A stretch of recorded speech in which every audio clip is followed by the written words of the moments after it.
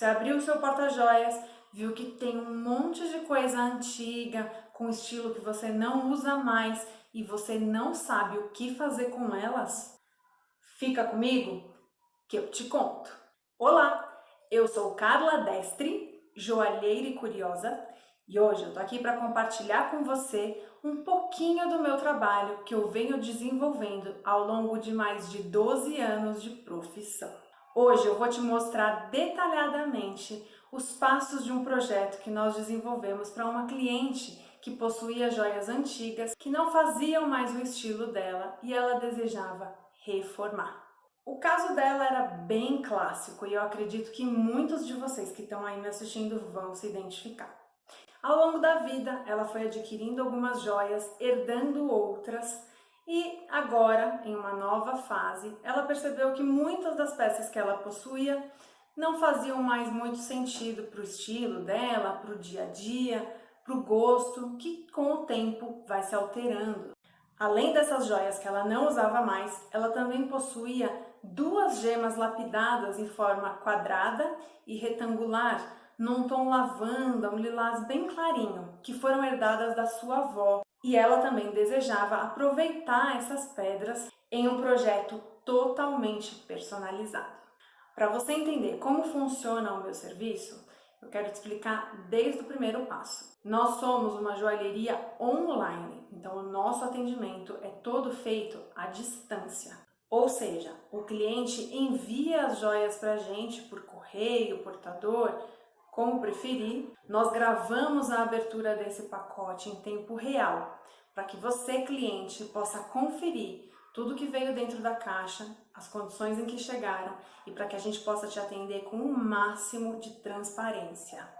Aliás, esse é o nosso maior objetivo. É por isso que eu gravo tantos vídeos aqui no YouTube, escrevo tantos textos para o nosso site, porque eu quero que você entenda o que nós fazemos, confie no meu trabalho e saiba exatamente todos os processos e técnicas utilizados para produzir a sua joia personalizada.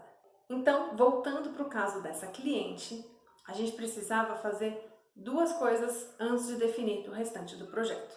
A primeira é avaliar todo o metal que foi enviado para a gente. Assim, a gente consegue separar o que não é ouro, o que é ouro abaixo de 18 quilates e o que é ouro 18 quilates.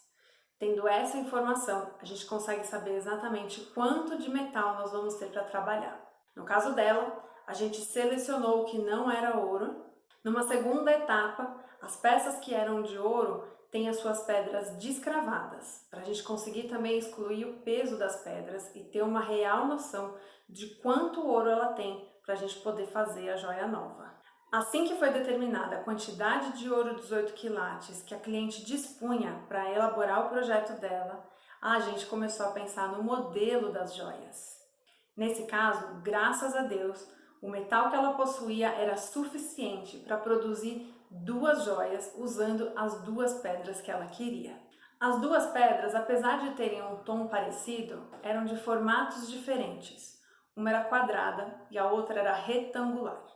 Ou seja, isso nos impedia de fazer um par de brincos, por exemplo, porque as pedras eram diferentes. Então a cliente decidiu que ela queria um pingente e um anel. É nesse momento que entra a parte mais importante do meu trabalho. Ouvir e entender exatamente quais são os desejos e as necessidades de cada cliente. As especificações dessa cliente foram muito claras. Ela queria algo moderno e que fosse facilmente utilizado no seu dia a dia. Ou seja, se a gente recorrer às técnicas de design, a gente vai saber que linhas retas sempre nos levam para um caminho de maior modernidade, de design mais clean. E foi isso que nós pensamos para esse projeto. A gente faria uma cravação bem tradicional nessas pedras, que é a cravação de 4 garras, utilizando uma garra chata, com a ponta um pouquinho arredondada. Mas toda a estrutura do solitário, tanto do pingente quanto do anel, seguiria linhas retas. No caso do anel, a gente fez a mesma coisa no aro. Você pode reparar que o aro tem um formato retangular. Ele é alto, robusto, bem resistente e segue as mesmas linhas retas da estrutura do solitário. Já no pingente, a palavra de ordem é versatilidade. Nós optamos por uma estrutura que é chamada de galeria. É quando existe por baixo do pingente uma estrutura que permite que a corrente passe por trás dele. Então ele elimina a necessidade daquela alça que geralmente os pingentes têm.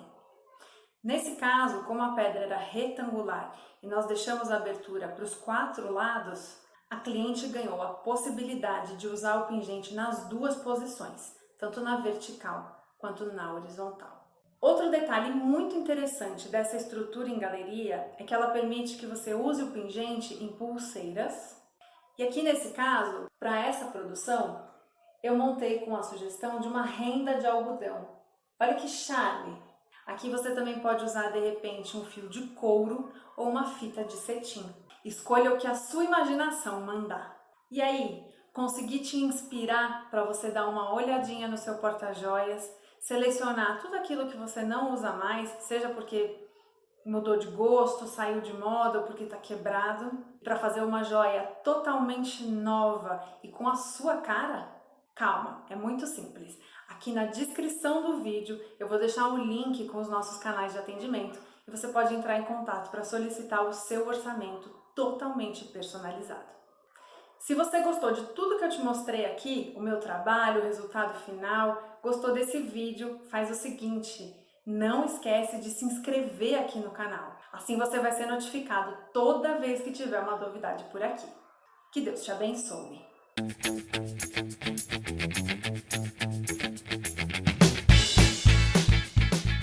Quando existe por baixo do pingente,